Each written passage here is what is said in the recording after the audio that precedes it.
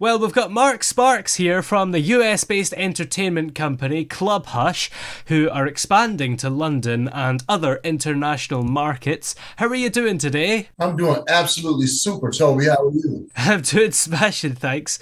So, what actually is Club Hush? We pride ourselves as the ultimate in urban nightlife. We started in 1996 and have developed this brand over the last 25 years.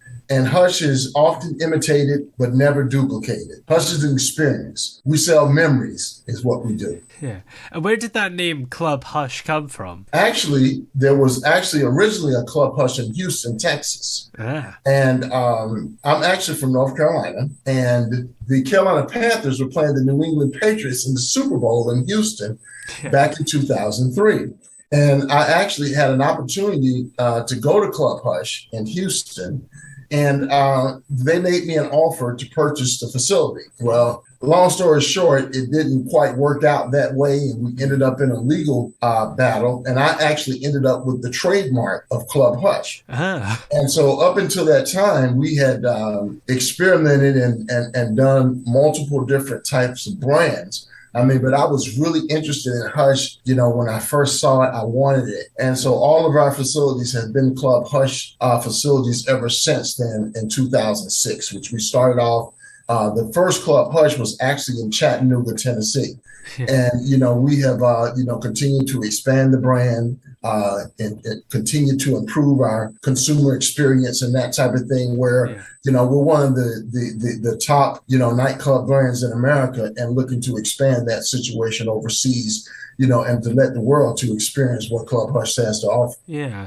And how would you say your Club Hush compares to the original Club Hush? I think that the new Club Hush is absolutely 100 times better. Of course, I love the name and the branding. However, we focus on pure, authentic hip hop. Okay. Yeah. We draw thousands of people. We create memories for people. It's all about us trying to give the consumer a little bit of the actual urban hip hop culture. So it has evolved and has become, a nationwide movement, and we're looking to make it into a worldwide movement, actually. That sounds exciting. Is this the first time that you've made it international? Well, I've done some stuff with a variety of people overseas. Ron Winter is actually in London, and he's actually a good friend of mine. And I had, discussed the opportunity to bring Hush to London, and he was just all over it. Yeah. And it's a situation where that when people get a chance to actually experience and see the club in action, and I know you have, as well as to be able to listen to the soundtracks and to take a look at Club Hush TV, which of course we have our own television show. Okay. Yeah. People are blown away, with the concept of what we're doing, and very interested in and being able to experience it. And we're looking to bring this situation to the world. Of course, we're interested in London. We're going to open up a facility in Dubai. We're going to open up a facility in Tokyo as well as Seoul, Korea. Wow. We're going to actually go into Spain, Brazil, a variety of different markets, France, Johannesburg, Africa, Nigeria, that type of thing. Yeah, that's a lot of countries. Do you feel it's going to work in all those places? Absolutely. It's all about, the situation that the music sells. If the music sells, then people will come to the club. And if you take a look at, the actual, the downloads and the music sales and that type of thing, hip hop is basically number one. And so that's what we're looking to do, is to bring an authentic version, of hip hop into, other markets and give them an opportunity to experience the Club Hush experience. And what is the main benefit of expanding internationally as opposed to expanding within the US still? Well, the thing about it, as a matter of fact, the largest city in the United States is New York. They hold 8 million people, okay? Well, guess what? Tokyo is 21 million people. Sao Paulo, Brazil is 19 million people. Wow. So it's just an issue where that right now the brand is developed to the point where, that everybody has to have this brand. Yeah. And we want to be able to take it to the largest cities in the world and to have them to have a chance to experience the actual Club Hush experience. Yeah. is there going to be a particular order in which you go to these countries? Well, the thing about it is that, we'll, tailor our individual marketing and promotion plans, based upon the markets that we're going into. I mean, but, we've been doing this for a number of years, 25, 26 years. And so it's not, unusual for us to go into, different markets and that type of thing, and to be able to adjust our marketing and our strategy and that type of thing. Yeah. And how many club hushes are there in the US right now? Right now, there are no club hushes in the United States right now. During the pandemic and that type of thing, we ended up diversifying our real estate and that type of thing. Yeah. And so all of this has been, the pandemic has kind of been a blessing where it's given us an opportunity to kind of step back and to make a long-term push towards, going into, international and large worldwide markets, which is what we're doing right now. Yeah. So are you hoping to get some reopened in America? Well, the first two that we're going to reopen are going to be in Las Vegas, number one. And then we've had a very interesting offer from actually Houston, Texas, to bring Club Hush to Houston, Texas. Wow. And so we're going to go into Las Vegas and Houston first. Yeah. Then we'll expand into Dubai. We're going to come open up a facility in London, as well as Tokyo, Seoul, Korea, and then we'll just continue to expand from there. Yeah, that's exciting. And are you expecting it to do quite well? You're not going to be halfway through and realize it's not working and then it's sort of too late? Oh, it's going to always work. As long as the music sells, it works. Okay. Yeah. So if people stop buying the music and they don't want to listen to hip hop music anymore, then maybe it won't work. But I don't think that that's going to happen. I mean, because hip hop is the number one, selling genre around the world, and in specific, the markets that we're looking to target. I mean, and so we're looking, to be able to do, $50, $100 million, in each one of these markets that we're going into. I mean, we're looking to come and to actually just take the market by storm. And trust me, when we come and bring that Club Hush brand to your city, okay, then the city will let you know the strength of Club Hush. And is it all ready to go? Do you have deals in place? Do you know the We have deals in place. We're in the process of negotiating, venues, construction situations, financing, a variety of different things that we have in the works right now. So it's not at this point a matter of if, it's just a matter of when. And I'm hoping to have 3 functional facilities, by probably February or March of next year. And then we'll probably open another 3 facilities towards, September or October of next year. So we're in process. And so Club Hush will be coming to a city near you. Yeah. So London, for example, do you know exactly where the venue there will be yet? In London, we're actually, looking to actually purchase some land, and we're actually going to construct a facility in London. Okay. Ooh. Whereas Las Vegas is a little bit different because we've got opportunities to go into one major casino right now. Okay. But London will be, a complete construction from scratch. And so we have, some land that we have identified, close to Windsor Square, okay, that we're looking to do some business there. Yeah, exciting stuff. So what made you want to get involved in this business in the first place? Well, actually, to be honest with you, I was actually in college, I was a football player. So I thought that I was going to make it into the NFL and have a 20-year career and be an all-star football player. But, God had different plans. It didn't quite work out that way. And I ended up being a controller for a restaurant. Okay. And so when I was a controller at the restaurant, they didn't have financing and that type of thing. And so, they hired me, for basically minimum wage to keep the place together. And I ended up basically finding a note that once we get financing, the first thing that we're going to do is fire Mark. So they ended up firing me. And then my cousin Tracy loaned me $7,000 to open up a sports bar. Okay. And the sports bar was interesting. We had Monday night football. We had Tuesday night comedy. Wednesday night was karaoke. Thursday night was ladies' night. Friday night was fish and chips. Saturday night was ladies' night again. And Sunday was jazz and jam. It sounds great, right? Yeah. It was an utter flop. Okay. Nobody was coming and giving me their money for this. Okay. They were like, this is terrible. We're never coming in. So I had some college students to come by that went to Johnson C. Smith, and they said, well, we're interested in having a party. Can we have a party here? And I'm like, well, sure, why not? Because I'm getting evicted in next week anyway, so it's not a deal, right?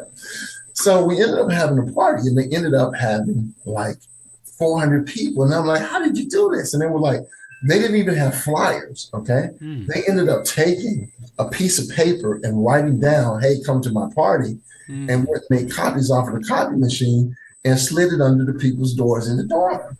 And so I was like, would you like to have another party? They said, are you serious? I said, yeah. So we had another party, but I understood that they had something called a warm organic market where because of the fact that all of them were members of the same basic college, okay? Yeah. Then now when they wanted to promote something, they already had a relationship in a warm market. And now people were very interested in coming to what they were doing, strictly because of the fact that they had a pre-existing relationship with them in the context of the college environment. Okay, so I ended up reformulating my market strategy to actually capitalize on that. And so what I would do is, we're building a successful brand. It's like building a house. Okay. Yeah. And so what I would do is I would go and I would dominate the college markets first. Okay. Because of the fact that they had a warm market and that type of thing. And I'll tell you what, and when we first got into business, there was no such thing as the internet and social media, nothing. Let me explain to you what social media was. We had 11 by 17 posters that we would write the name of the event, the date, and the club. And then we would take those yellow posters and staple guns after, and we would start on one end of the city and we would go staple every telephone pole, okay? And it would take us like 3 days to do this. But the thing about it is that the general consumer would be like, wow, what are those yellow posters? And then at some point they would look at it, okay? But now we were also doing the same thing in the college markets as well. So now when the event came, they would see it. Then they would hear it on the radio, and then they would get a flyer in the car. So once we got those three things together, okay, then we knew that they were coming. And now my college students would come out early, okay? And so, they would come, 9 o'clock to 11 o'clock, the club is packed. Yeah. So now when the regular consumers come out, they were like, wow, this is the greatest thing since sliced bread, okay? And that's how we ended up building the brand. And so we ended up building the brand organically.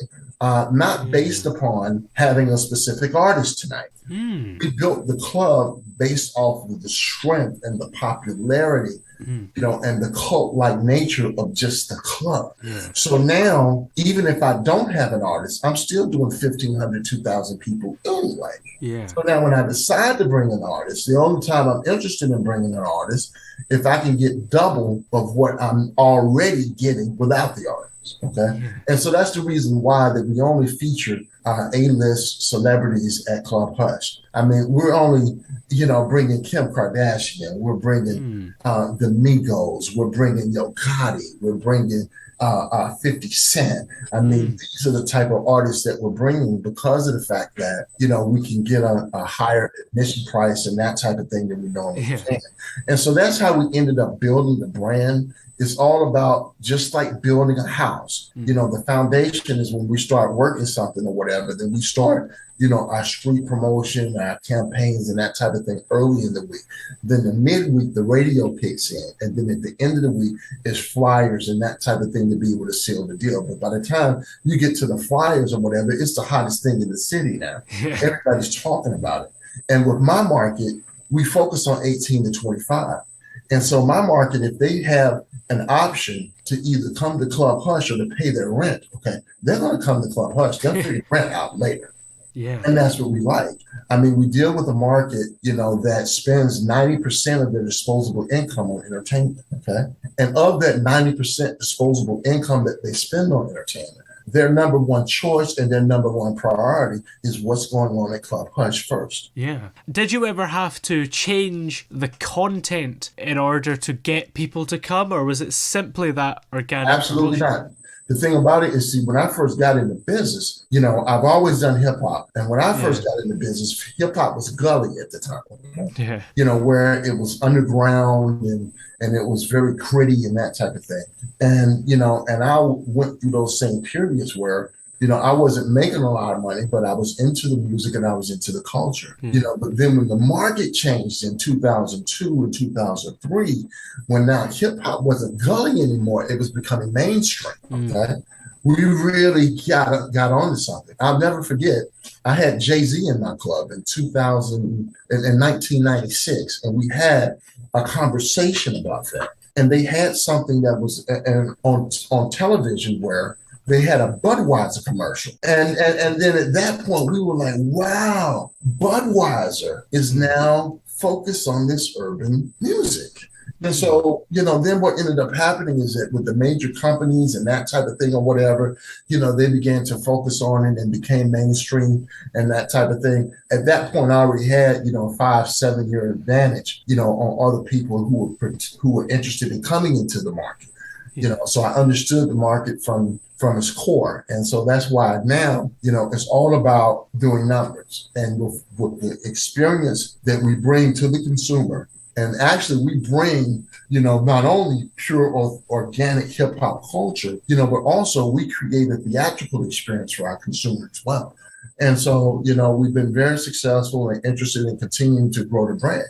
But here's the thing. We're not just interested in just doing what we're doing. We're bringing Club Hush to the masses. In addition to that, we're interested in Club Hush TV. We're interested in a reality television show. We're interested in XM and Sirius Radio, where we have, Club Hush broadcast live.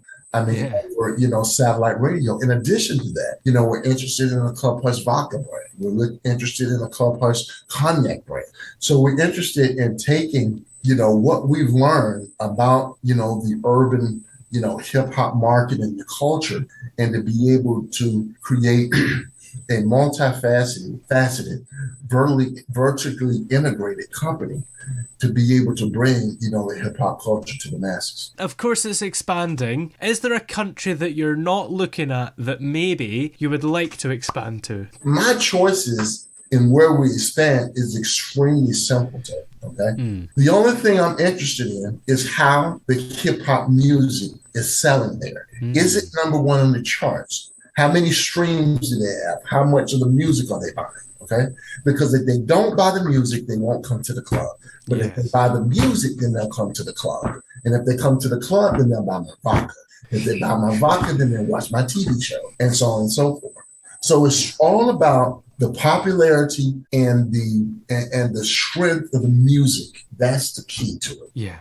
Well, where are we able to keep up with Club Hush and check out how everything's going on? Hey, it's www.clubhush.org. In addition to that, we're also on Instagram at Club Hush. So, engage with us on social media and that type of thing and become a part of the Club Hush family. And you can, have an opportunity to see where we're expanding, when we're opening and that kind of thing. So, so we are, available, to interact with. Excellent. Well, many thanks for joining us today. It's been great to chat to you. Absolutely.